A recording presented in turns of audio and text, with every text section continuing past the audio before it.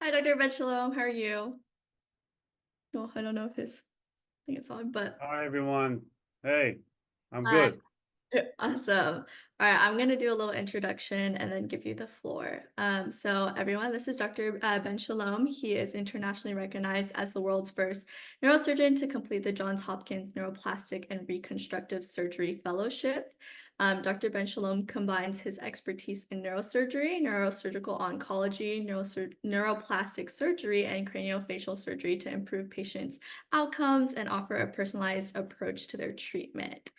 As a dual fellowship trained neurosurgeon, Dr. Ben-Shalom has knowledge and expertise in both neurosurgical oncology as well as neuroplastics and reconstructive surgery. His multidisciplinary skill set allows him to customize his patients' treatments, plans to minimize scar visibility, maximize wound healing, and mitigate physical deformities. So without further ado, Dr. Ben-Shalom.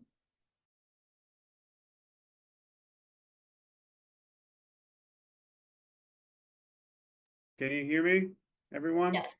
All right, good. Thank you, Christy, for this beautiful introduction. This is a great privilege to speak to you all today. Welcome to the Brain Turns program, and I wish you would come out of this program with not only new information and insights, but also lessons that will help you in your career moving forward. So, neuroplastic, I'll talk to you today about neuroplastic surgery. If you were in the crowd and it was a live event, I would ask you, each and every one of you, what do you know about neuroplastic surgery, or anyone heard about neuroplastic surgery? And I'll let you write in the comments, and share your thoughts, and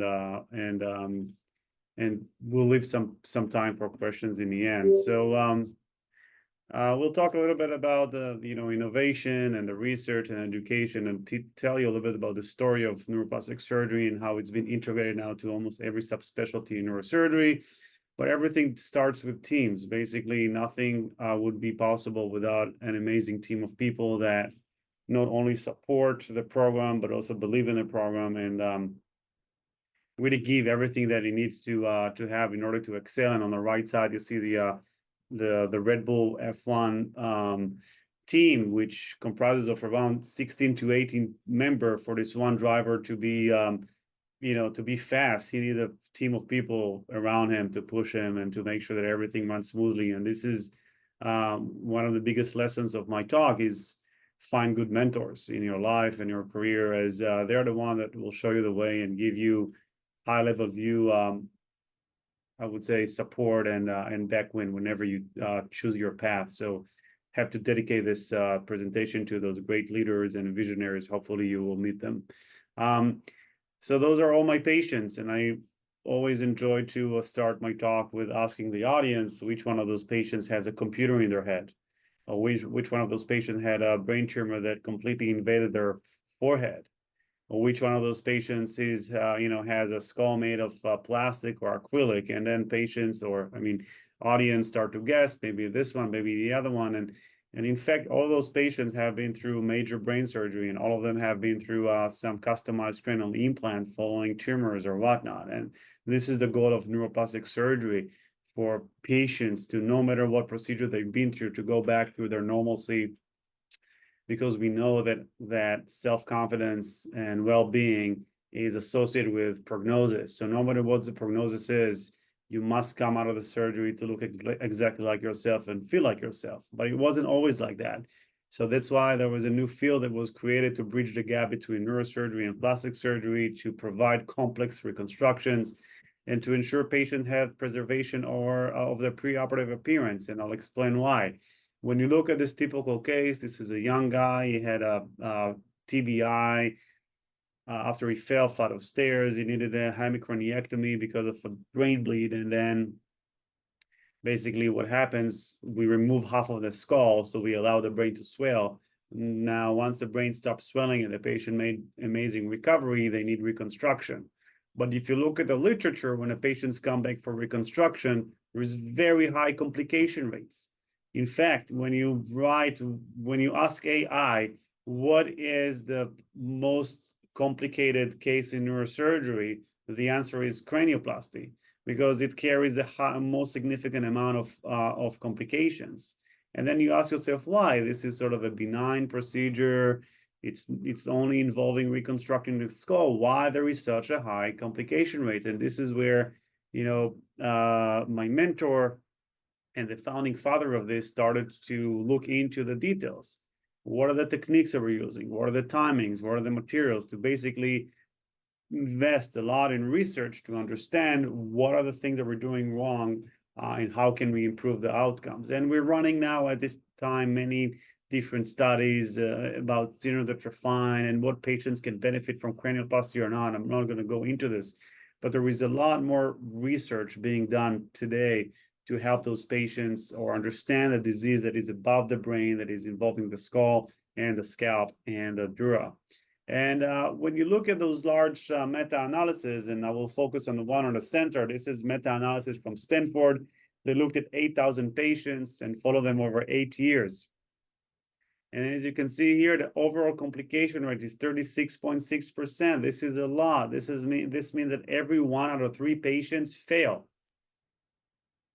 If I had to tell my pituitary patient that I'm doing on Friday, or I had to tell my subdural patient that are today, or the shunt patient or the tumor patient, hey, listen, you have 36% risk for complications. This is not acceptable. Therefore, we understood a couple of years ago that we need a new field that is dedicated to those type of problems. And why wasn't it like this always? Because if you look at this tennis analogy, neurosurgeons, we are focused on the brain, and our research effort is mainly focusing on understanding the brain, the tumors, the vasculature, the parenchyma. And plastic surgeons, they focus on many aspects of the body, but nobody really focused on this no man's land, the adult cranial reconstructive patients. That's why we believe that when you're not dedicated your career to those type of problems, there are high complication rates. And these are just some example of my recent cases showing you a lot of problems. Basically, as a neuroplastic surgeon, you see a lot of problems, and you face with challenges. Sometimes you don't know what you're going to get into. This is like a box of chocolates. You open the box and you don't know what you're going to get once you taste it. And this is pretty much the same effect as neuroplastic surgery. And those are just some cases from the past year to show you that whenever you present those cases to a neurosurgeon or a plastic surgeon, those are sometimes inoperable cases. Sometimes patients get neglected. Sometimes they're being bounced around because no one really know or want or can give them final solutions. And this is an analogy I like to use when a woman gets diagnosed with breast cancer, right? She sees the breast cancer surgeon and the plastic surgeon, and they go together for what's called an oncoplastic reconstruction, both to remove the breast cancer and also to reconstruct the breast on the same settings. 2 surgeons, multiple people, a lot of teams, to make sure that the woman have preservation of her breast. When a brain cancer patient gets diagnosed, they see the neurosurgeon, we remove the tumor, but what happens when they have problems after? What happens if they lose their hair? What happens if they have device exposure? What happens if they have temporal hollowing? What happens if they're 22-year-old, like I had a patient recently, 22-year-old model with a brain tumor, and she needs to go back modeling? How do you make sure that the brain surgery or the removal of the brain tumor is not going to affect any aspect of her life, but also make sure that nobody can ever tell that she had brain surgery after? And this is where neuroplastic surgery come to play to answer the questions of this question mark. And this is a paper that I had to review recently. They sent me, a big journal sent me this manuscript to ask my opinion. And basically what you can see here, patient had a brain bleed. You see this white sort of spot on the left hemisphere, underwent hemicraniectomy, so half of the skull was removed. Then mesh was implanted, and after a while, the scalp started to break down, and some hardware was exposed, and they did 16 surgeries, essentially, and asked my opinion on what do I think about the outcome, and this is the outcome. So after 16 operations, this is what it looks like. This is how the patient walks in society. This is still December of 2023, okay? What about this patient, right? This patient came in to us after 8 different surgeries for this craniofacial grade 3 meningioma involving both the brain, skull base, and face. And basically, they told her, the surgeons told her in another hospital in New York, you maximize your treatments. We have nothing else to offer. But she's 44 and she is miserable. She wants to kill herself because of the pain. So we have to think outside the box as a neuroplastic surgeon, not only how to safely remove the tumor, because the challenge here is not only to remove the tumor, but reconstruct that so the brain is not going to herniate through her face. So we wrote the first book chapter in the neurosurgery textbook. Basically, every resident, when they start residency, they get this Bible. And I'm very grateful to have written the first book chapter describing the principles of neuroplastic surgery, and encourage everyone that is interested to go ahead and read that. And we have a very sophisticated algorithm on basically the theory and the technique on how to reconstruct patients. And if you look at that, study, we basically looked at 500 cases and by single surgeons, single institutions at Hopkins, and we wanted to see which one of those patients, how do they do relatively to their history, meaning if this is a first-time reconstruction or this is a revision reconstruction. We noticed that there are 3-fold increase in incidence of major complications. So meaning if you have a problem or you go to do a reconstruction in a place that is not designated to do that, the risk for a second and third and fourth operation is 3 times higher. And this is why we believe, and we started the Center of Excellence here at Lenox-Hill. And I want to give you an example of what it means, Center of Excellence. This is a patient that was presented to an outside hospital like this. Basically had a trauma in the 60s, had a cranial implants, and then he presented with this chronic fistula that was diagnosed or was suspicious for skin cancer. And this outside hospital tried to fix that with 8 or 9 surgeries. And after 9 surgeries, the surgeon fined us because nobody else wanted to treat the patient now, and calls me saying, "Doctor, we have a problem. The wound broke up." And this is just one example of why when patients need reconstruction, they better go to a center that know how to fix it, because now the problem is much bigger. So neurosurgery and plastic surgery are sort of being merged to this neuroplastic surgery service, and we can allow, or we have the capacity to really overarch many aspects of both subspecialties, and I'll show you some examples. So we started by describing different techniques to decrease the complication rates and basically increase the good outcomes. And we established an understanding that you need a team of people. As I said in the beginning, this is not one-man show. It is a designated team of people to talk together and to go through the cases, including the neurologist, plastic surgeon, neuroplastic surgeon, neurosurgeon, oncologist, radiation surgery, infectious disease doctor, to really formalize a plan for each patient. And we showed it helps. Basically, we show that looking at 500 cranioplasties, single surgeon, single institution, we reduced the overall complication rates to 15%. So now between 36, to 15%, if you're the patient, where would you go? Would you go to a center that did 500 cases of that, or would you go to a patient that do five cranioplasties a year? And patients are more and more educated to find those centers that really dedicate their career to that. So I want to show you the outcomes of this, this young patient. He knows that cranial implant at this time is more advisable to be reconstructing the skull than the bone itself, for multiple reasons. And basically, he came into us, and we showed him all the studies. He was very educated, and he wanted us to customize an implant for him that would not only reconstruct the skull, as you see on the left side, but also overcome any soft tissue defect. We know that with 3D printers, we can print cranial implant, and we can print whatever we want based on the anatomy. But what we used to do, the first generation implants, was to mirror the skull on the other side. But we know that above the skull, we have fascia, we have fat, we have muscle. So we now can modulate the design to reconstruct those soft tissues as well. For the brain tumor patients, for all my brain tumor patients that involve the skull, we created these heat maps to basically perform a single stage resection and reconstruction, which I'll show in a little bit, but basically to give patients a perfect contour and reconstruction of their diseased bone. So this is how it looks like. The patient goes to the OR. We do the pericranial only technique where we keep the pericranium intact. As you see, this is a clear implant, so you see through. We see there is no bleeding, and we close. And this is patient, the same patient after he had been through the reconstruction, talking about his experience. Please listen to that.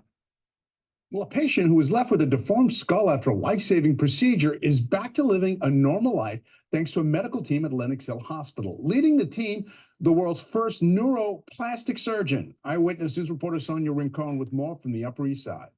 This is what Tucker Marr of Manhattan looked like only a few months ago. He loves playing hockey, but it was a tumble down a flight of stairs that landed him in emergency brain surgery. I had a fractured right skull and a left-sided subdural hematoma, so brain bleed. The surgery saved his life by removing part of his skull, since pressure on brain swelling can be fatal. So for a while, that looked very normal, right? My brain was swelling, so it replaced that area. Then the swelling came down. He wore a helmet to both protect and conceal. It taught me a lot about how we as society and humans deal with deficiencies in other people. When he came to us, he had a severe deformity and a dent in the side of his head. But putting back the old piece of skull bone carries a risk of infection. Dr. Netanel Ben-Shalom at Lenox Hill Hospital is the first neurosurgeon to develop a specialty in neuroplastics, minimizing risk by 3D printing implants made of acrylics and performing a second surgery. There are a lot of patients survived brain surgery, but they don't look like themselves again. They don't feel like themselves again. This is what Tucker's implant looks like. It's reinforced with plates and screws. Dr. Ben-Shalom added extra ones, he says, because he wants Tucker to play hockey again. The brain functions better when it's protected. It may seem like a no-brainer, but Dr. Ben-Shalom's work, marrying neuro and plastic surgery, is catching on. Everybody can do everything else the old-fashioned way, but I think, and I really believe this is a very novel subspecialty that's going to take off, and we'd like him to lead it. Tucker Marr's scars are healing, and he's training to run the New York City Marathon, just as he was before he fell. With a reinforced skull and sense of optimism, he says he hopes to motivate others who may find themselves with challenging recoveries. It does come. It doesn't matter how long it takes. It does take that mindset, and you have to keep moving. Well, a patient. All right, so, and this is Tucker just last September running the marathon just 9 months after surgery, and he ran it quite fast, 3 hours, 6 minutes, and 3 seconds, and the New York Times came to cover that case, not only because of the unique story of Tucker, but also the unique way that we're doing this in a much different way. And the reason that you see this, me shining an ultrasound on Tucker's brain, because those acrylics are not only transparent to the visual light, they're also transparent to ultrasound. And my study from 2018 at Johns Hopkins, it was published in 2019, showed the basically comparison between the CT image, as you see here on the right side, to an ultrasound coronal, and also the magnified view. And I would urge you to ask yourself which one of those images give you better details. And so we're now the world experts on brain ultrasound. Nobody is doing more than that in the US or in the world. And we're really proud to lead that new modality to assist us in early diagnosis of brain disease in patients after brain surgery. This is how it looks like. The patient, undergoing the reconstruction, and then he comes to, and then we just bring an ultrasound bedside and we look at his brain, and we can really, at this point, look at the anatomy, look at the size of the ventricles, look at the midline, look at the different structures. And the more we're good at it, the better understanding we have, not only of the normal anatomy, but also on pathologies. It's been now published at the beginning of the year at the cover of Neurosurgery that we can, with ultrasound alone, can really identify hydrocephalus in NPH patient. They don't need to do the CT anymore or MRI. They just come into the clinic. We shine an ultrasound, as you saw at bedside, and we can really measure and reproduce the same data for the ventricular size. But what about this patient? This patient already had cranioplasty elsewhere after he needed bifrontal hemicraniectomy for a car accident. And then, as you see, after the reconstruction, he has a severe bitemporal deformities. So he goes to another surgeon at a different hospital that offered him fat grafting and injections and fillers, and he tried all of this, but nothing works for a good reason, because unless you really want to inflate your bank account with fillers that are not going to work, you should know that whenever you feel a soft tissue on top of a plastic, acrylic material, or alloplast, it's not going to hold because there is no blood supply. He eventually reaches to us because he now understands that if he wants it fixed, he's 19 years old, he wants to go back to living his normal life without anybody's asking him, hey, what happened to your head? And then we have to do this very complex operation to not only build those cranial implants that are specific for his temporal fossa, but also to make sure that we don't injure the nerves that are innervating the face, because basically the more and more attempts you're trying to go in and operate, the higher the risk to injure that nerve. So we developed a technique that I basically adopted from my brain tumor surgery, where you do subcortical mapping, and I hope that Dr. Silverstein will talk to you about that. But the same way we do subcortical mapping for, corticospinal tracts, we can do the same very fine mapping and intraoperative feedback, staying away from the nerve, to offer the patient perfect reconstruction and also avoid any, risks to his nerves.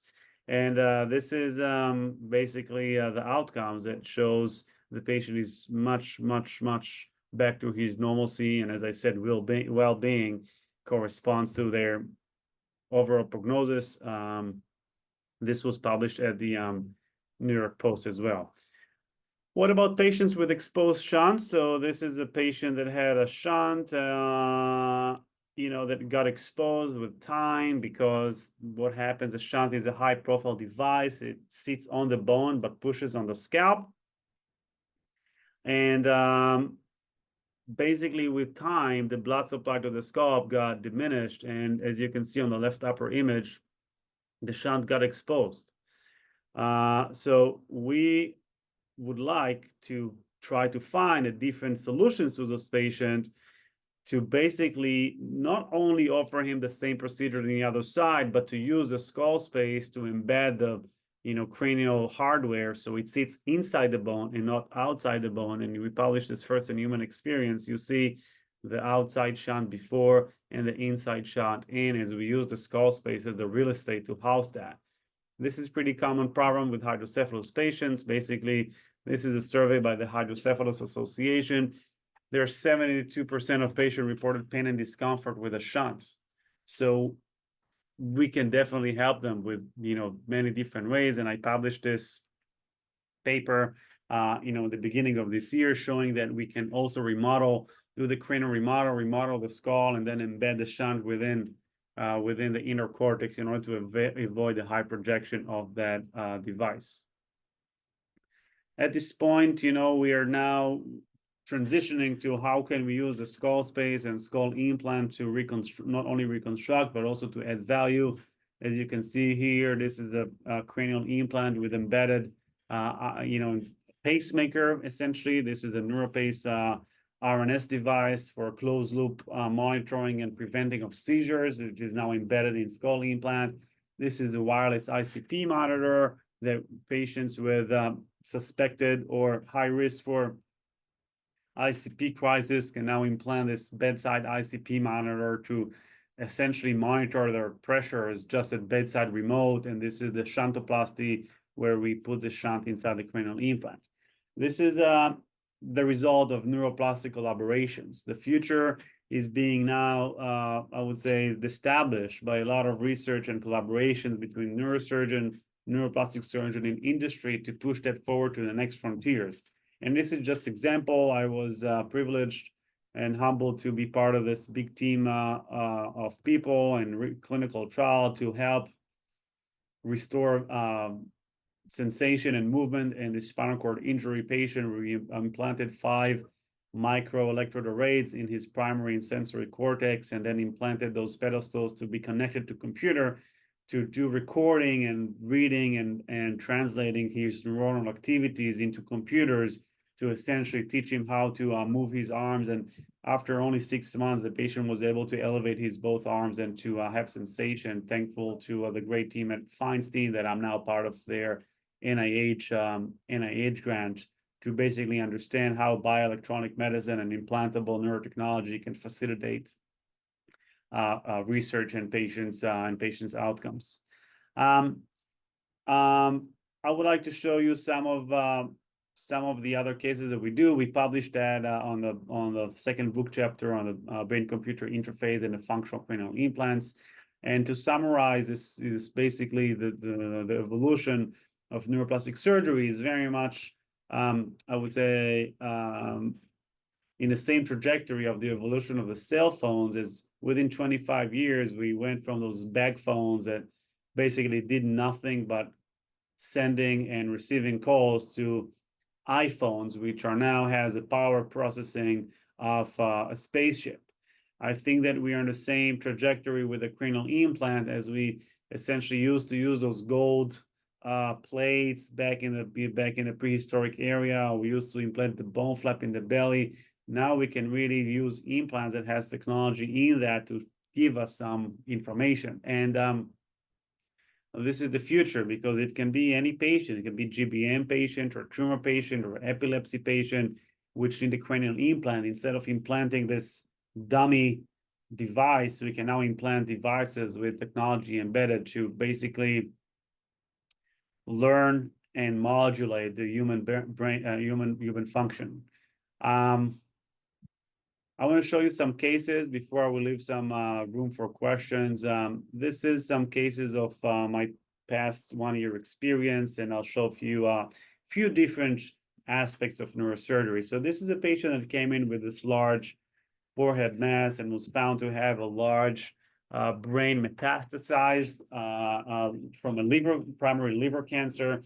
And as you can see here, the tumor not only invaded the brain, but also invaded the bone and the dura and the scalp and the skin and destroyed all those structures. So as a neurosurgeon, we're not really trained to reconstruct that. We're trained on removing that tumor, but we're not really trained on reconstruct that. How can we make sure that we are closing up or reconstructing this, not only so the patient look like themselves again, but also to essentially mitigate all the risks that we talked about them, because we know that these patients will need chemo and radiation and multiple hospital visits. How can we make sure that once the surgery is done, the patient can go back to their normal life and adjuvant therapy? And this is where neuroplasty comes into play.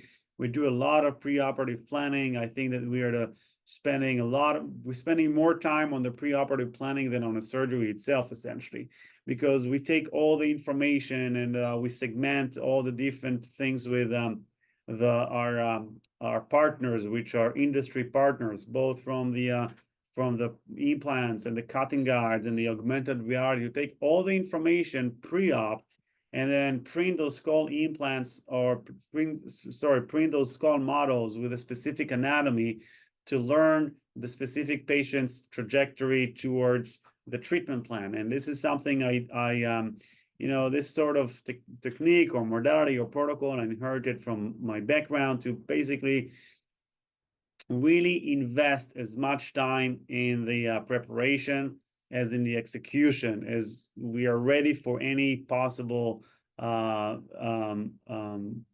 event in the operation. Once everything is being done preoperatively, then we take him to the OR. You see, this is his basically entire skull. This is the right side. You see his ear over there. This is the extracranial tumor, which been decapitated. It's very large. And then we use our cutting guide that we designed to to basically resect the skull and the dura, and then to fix his dura with his patient own alloplastic autograft. And then we bring the implant that fits like a puzzle piece, and we close him up. This is before, this is after, and this is just 3 weeks after when he comes to remove the stitches. And this is not only look good and the patient look like himself again, but also by doing it the way that we did it, we reduced or minimized, or I would say avoided, all the complications associated with normal surgery to zero.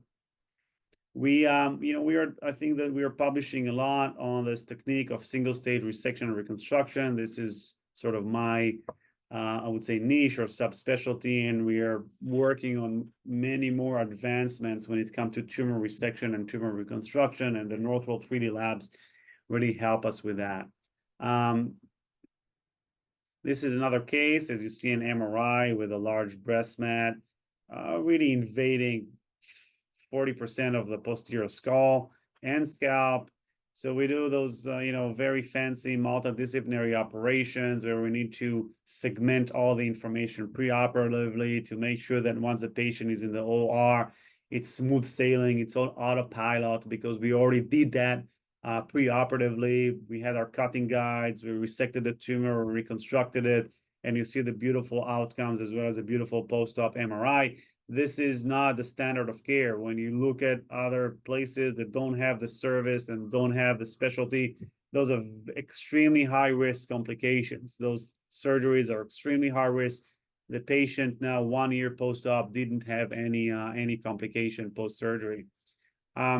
This is another patient that was sent to us from another hospital in New York. Basically, she has a scalp squamous cell carcinoma that involving the scalp, the bone, and the brain, and the dura, and the sagittal sinus. And basically, when you're a plastic surgeon, you don't deal with that. You don't deal with CSF leaks. You don't deal with dura. You don't deal with with the sinus.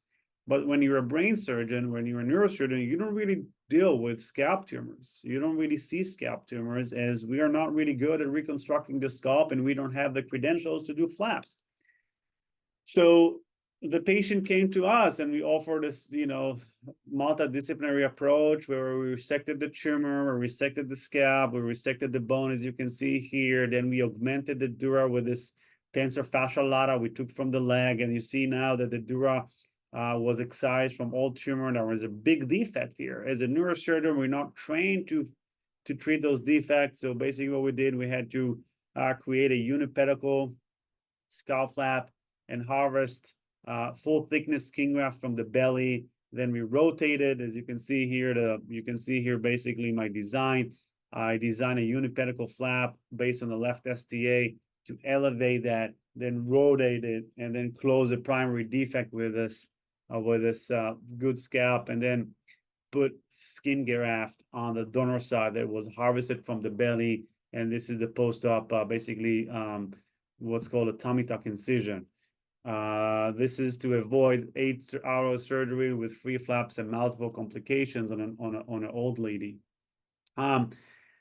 This is really going into details, but we're dealing with a lot of skull-based cases. There is a big skull-based team at Lenox Hill that including myself, Dr. Langer, Dr. Bukbar, Dr. Ellis, and we all work together to essentially, Dr. D'Amico, to essentially give those patients not only great resection, but also reconstruction, because as you can see, there is a large tumor invading the orbit, the nose, the nasal cavity, the dura, the brain. Once it's being removed, there's going to be a large hole and defect there. So we really push our boundaries to make sure that we know how to, I would say, essentially not only resect it safely, but close the skull base to prevent or avoid any complication. This is an MRI 1 year post-op. She's doing really well. I'm going to go really quick here. I'll show you one more case so I can have some time for questions. So this is a very unique case that we recently, we did actually 4 months ago, of this patient with atypical meningioma, multiple teams. This is really this is really an exceptional, difficult case, and we do a lot of preoperative planning with a 3D labs. And this is, you see, they are printing out the skull models. We have everything designed preoperatively, and we did here first in human implantation of radiation seeds. And we asked ourselves, what can we do different? She was offered she already underwent 8 surgeries elsewhere, and we wanted to make sure that what we're doing is different. And it was a 15 hours operation, 3 teams, long day to essentially first resect the tumor while elevating a free flap, 2, resect the face tumor. As you see, this is basically the facial tumor being resected. 3, implant radiation seeds into the resection cavity with a radiation oncologist. And then, as you can see here, fix everything. So once she's done, we treated the tumor, reconstructed her, and we let her heal. And this is MRI post-op, which is really exceptional to see this amazing result. And she's doing very well 4 months after. This is possible thanks to many people, which, I need to dedicate this presentation as we really work together to focus each and every one in their expertise to give patients the best outcomes. This is not a one-man show. And I'm very happy to work with those amazing colleagues and partners here at Lenox Hill. So neuroplastic surgery in 2024, there is currently 1 fellowship at Hopkins. We have a society with basically members that are fellows. We have launched a New York first and only neuroplastic service in New York State, which focuses not only on complex reconstruction, but complex skull-based tumors. And we're doing a symposium, which I encourage each and everyone to check out. It's being run in Miami every December. We're being honored by mainstream media as well as Northwell leadership, and we granted this medical device to our ultrasound clinical trial. We are launching the meningioma program, given our extensive experience with recurrent meningioma. We're being featured. This is one of the patients you saw in the beginning of the presentation, who underwent resection of skull-based tumor, followed by reconstruction of 2 different defects, as he started his journey being 15 years old, and now thankfully completely recovered, and he is running marathons. We are teaching that to neurosurgeon. This is from the last CNS conference where I did live surgery from Lenox Hill OR. And then Dr. Langer and the patient Tucker, and then Dr. Bornstein at the crowd, showing how we do this transparent ultrasound. We are very strong on resident education, and we launched the biannual course for advances in neurotechnology, as well as the Northwell Neuroplastic Bootcamp. We are leading the space in the ultrasound, on the ultrasound world, as I said before, and we're giving grand rounds all over the country. And every time we give grand rounds, we have more and more residents that are interested to learn and practice and become neuroplastic surgeon. We're doing some international outreaches. This is from Israel. This year, we're going to go to Nigeria. And this is a team approach. Nothing will be possible without a great team of people that support us and basically give us all the infrastructure and foundation we need to make that a real service to our patients. We're growing pretty fast, and I want to thank you for listening and spreading out the word of neuroplastic surgery. Hopefully you learned some new cool things, and I'm happy to answer any questions you might have. Yes, thank you so much, Dr. Ben-Shalom. This is very interesting, and I personally have also loved just watching like your techniques and just this reconstructive surgery because it's so new and really cool. Also, if you could, can you go back to the slide of the conference in Miami that you were talking about? I know earlier a lot of people were asking questions about conferences and stuff. Basically, this is an annual conference that is happening in Miami, and it's mostly Hopkins and Stanford faculty. If you write Neuroplastic Surgery Symposium, it will come up every December. Usually it's the first weekend in December, and we have more and more students coming, presenting abstracts, listening to talk. This is sort of our main conference, which I encourage everyone to take a look on the upcoming one in December. Just type in Neuroplastic Symposium. That's it. Yeah, awesome. There's some questions about post-op. Like there was a question about hair regrowth. So I don't know if you want to go more in the details of that and like scar visibility and.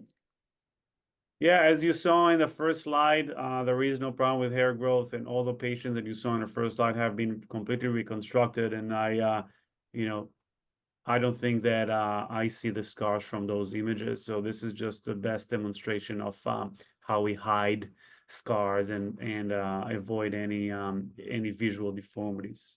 Yeah. Somebody also asked if post-reconstruction, how sturdy would you say the skull typically is compared to before the injury, and before the reconstruction surgery? Are there any specific techniques used to strengthen the reconstructed skull or integrate implants and so that the skull does not fracture? Yeah, the implant is very strong, and it's it's stronger than a bone actually. So those are very strong material, and you don't need to augment the strength by any means. It's by itself, it's a very innate and strong, has strong properties. So it's very durable. Yeah. Somebody asked if there have been any advancements or possible approaches related to using neuroplastic implants to deliver chemotherapy after removing a brain tumor. That's a good question. So one of my colleagues is on the mission to embed drug delivery systems inside cranial implants, and basically this is all being revealed annually at the Neuroplastic Symposium as part of there is a big team and big effort to try to introduce the convection enhanced delivery system inside skull implants, and I really hope and wish this is going to show great outcomes. And the best way to learn more about that is to come to those symposium. Yeah. Speaking of the symposium, somebody had asked who can attend that symposium. Everyone. All right. So you hear that, brain turns. Everyone, there's a conference. We talked about it. So there it is. Somebody had asked what sparked your interest in neuroplastic surgery.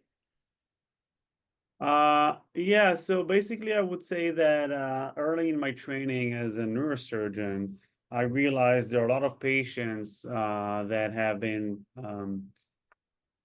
surviving the brain tumor, or really being cured by their diseases, but they don't look like themselves, and then they come in with problems and complications and leaks and deformities, and then if they need a revision surgery because the tumor grow back, everything becomes so much more complicated. And I was asking my teachers, what do we do to mitigate those risks? And there were no real answers. And therefore, I started to look into this and understand how come we're so good in understanding the human brain, but so poorly understanding the working around it. And this is where I discovered the neuroplastic program at Hopkins, and I went to do research fellowship there, which really sparked my my interest and passion into this. And I came back for a clinical fellowship to learn how to actually do those techniques, and it opened a new world. We are not really as trainees. The world of being a resident is very much structured. You either go to spine or functional or to vascular or skull base.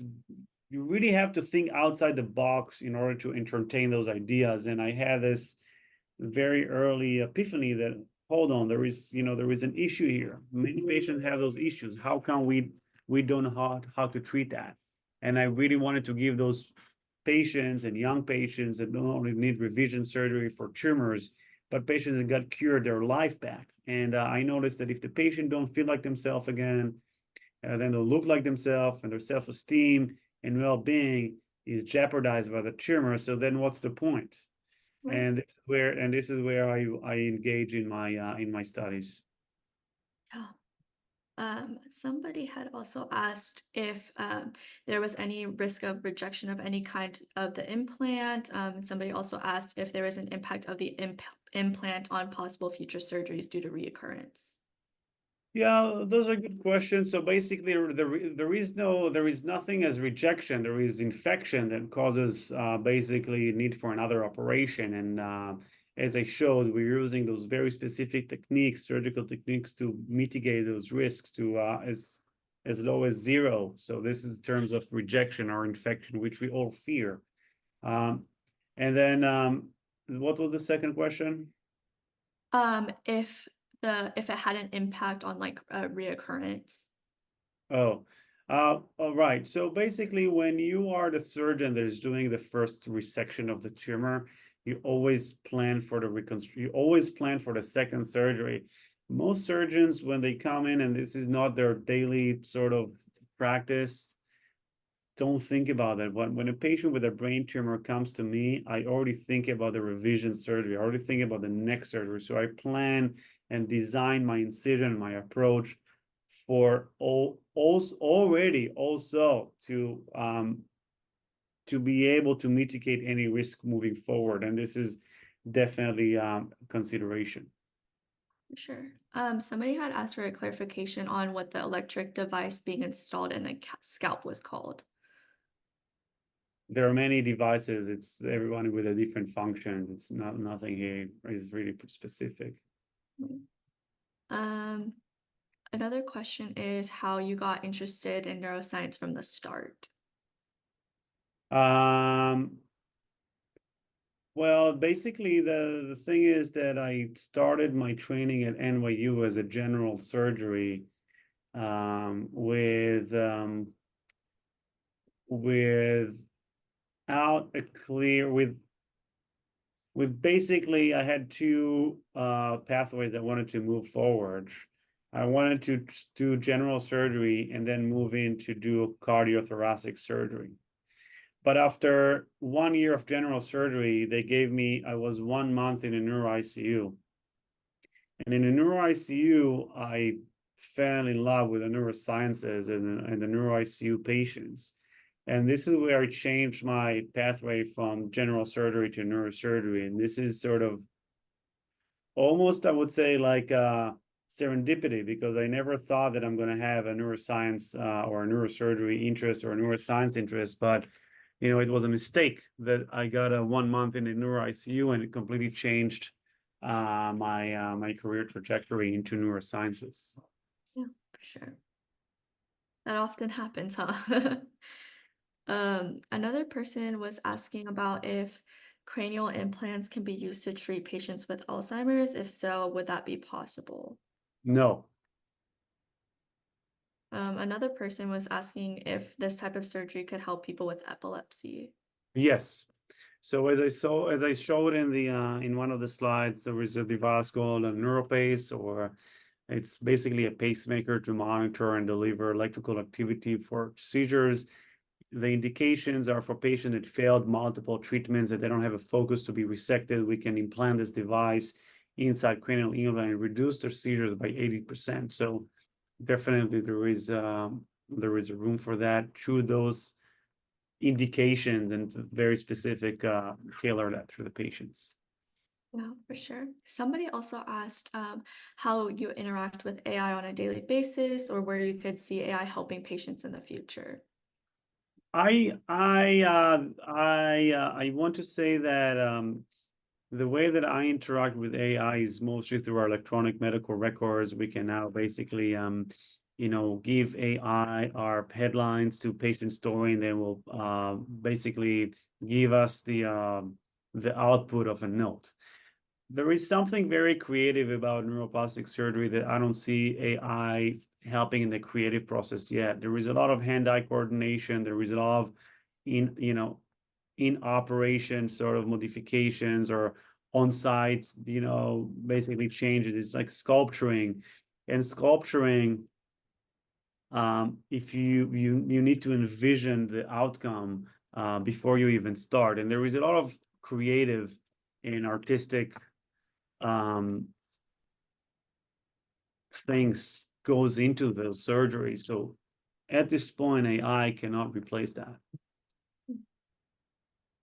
Somebody also asked about the growth of these masses that occur if they're just really rapid, and that's how the patient comes in, or for them it just took long periods of time.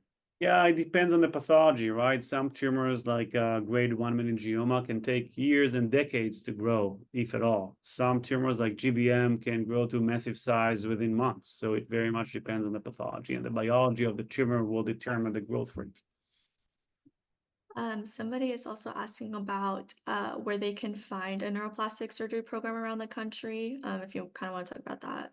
Yeah, basically there are only 3 official programs. There are multiple non-official programs that claim to do neuroplastics or claim, but they're the only official ones that underwent only training right now and available is Johns Hopkins, Ohio State, and Lenox Hill. Those are the 3 official programs. So if you really want to go to an official neuroplastic program, search those 3. Yeah. Somebody also asks about the skills that may be required to go into this field, whether that be, I guess, just not only just skills of surgery, but other skills that you think are beneficial. Well, listen, this have been 17 years of training, so it's multiple skills that you acquire and keep learning on a daily basis. Meaning, this is not 1 or 2 or 5 skills. You will learn every day. We are creating the future for those patients. So you have to really invest in yourself and in your training, not only during your training, but also on a daily basis to bridge and bring back new innovative skills to enhance and to learn and to make yourself a better surgeon. And I'm much better surgeon today than I was a year ago, and I'm going to be a better surgeon tomorrow than I am today.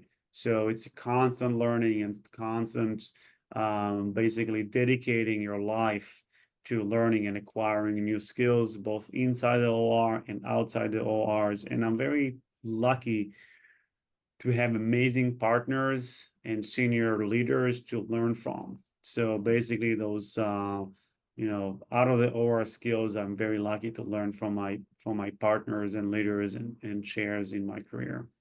Yeah, for sure. Teamwork. Yeah. Another question that we have is about how work-life balance works for you and what that looks like practically. Yeah, great. So work-life balance is something very dependent on the season in your life. What do I mean by season? Well, when you're a trainee, when you're a resident, you have no work-life balance. You have work balance, and that if you want to be the best you can be. If you decide to go to neurosurgery, at least in my view, in a academic and competitive residency, you will be disappointed to understand that there is no fair work-life balance. If you want to be good or the best at what you do, you need to invest this time. And in fact, in every career that you choose, no matter what's the path. Then after training and residency, there is a fellowship. Then maybe in fellowship or research fellowship, you have more time. You can decide how much research you want to do and how much family you want to do and how much downtime. And then you can play a little bit more with your free time as a fellow. Then as an attending, you very much need to decide what type of career you want to establish. Do you want to establish a career where you operate once a week, a case or two, and then you basically invest in your life or whatnot? This is one thing. As an attending, you have a little bit more room to decide what type of work-life balance you want. I believe myself that when you want to establish a successful life and work-life balance needs to be addressed, you should have as much fun and happiness and fulfillment at work as you should at home. Meaning, if you're great at work and you're lousy at home, it's not going to help you be more successful, and vice versa. I think it's like, it's 2 circles that needs to merge in the middle to have great success. And I'm not only talking about professional success, but also personal success. You need those 2 things balancing each other. And and you need to free yourself from the outcomes, because sometimes what's the outcome of this? What it's going to be like? How, you want to see something, you want to see the outcome already. You want to see. you know, this is something you need to free yourself from the outcome and focus on the process and enjoy the process, because if you don't enjoy the process, you're losing something very big in the understanding of life, I think. Yeah, sure. Yeah, so our time is actually wrapping up, but if you have like a piece of advice or something that you want to say to these future doctors and maybe even neurosurgeons, I don't know who's interested in neuro, but if just a piece of advice that you have to leave them with. Yeah, listen, I think that once you find your passion, the rest will follow, right? Once you find your passion and you find what you want to do, stars will align. It's, you know, it's hard to find it. And sometimes you ask yourself a lot of limiting questions like, what's my role? What should I do? How do I approach this? What is my goal in life? Sometimes the hardest thing is to just find it, find what's your goal. And if you keep your GPS or North Star into something bigger than you, such as helping others, something as promoting society, something as making a difference on one person or a million people, once you keep that sort of higher paradigm, you'll find a pathway. Try to dissociate yourself from what's either for me, what's from me, for me, I want to do this, I want to achieve that, I want to be great in that, I want to be famous for that, I want to do this and that to people. Try to separate the self from the outcome and ask yourself, what is the bigger picture here that will help you to make good decisions. Yeah, for sure. Such a great piece of advice. Well, thank you so much for taking time today to talk to our brain turns. It was just a great presentation. If you guys want to see more of like what Dr. Ben-Shalom does, you can see all his updates and the conferences and just things he's up to on his Instagram. I'm gonna put it in the chat and I will give it to y'all also again. But yes, like thank you so much for coming and for taking time today to talk with us. Of course, my pleasure. Reach out anytime, you know, email or Instagram. You know, I'm being bombarded with messages, so sometimes it will take me a while to answer, but I promise to answer everything. And Christy, if you can share all this information with the people here, I'll be happy to answer anything possible. If you could just chat me your email so I could share that with them if that's the way that you would want them to contact you. Sure. Absolutely. Yes, everyone's saying thank you. Okay, you're welcome. Thank you guys. Good luck, okay? Thank Keep you. it real. All right, take it easy. Bye-bye. All right, brain turns. I'm gonna go over just the schedule for this next day. Let me grab my stuff so I can share my screen with you guys. Let's see.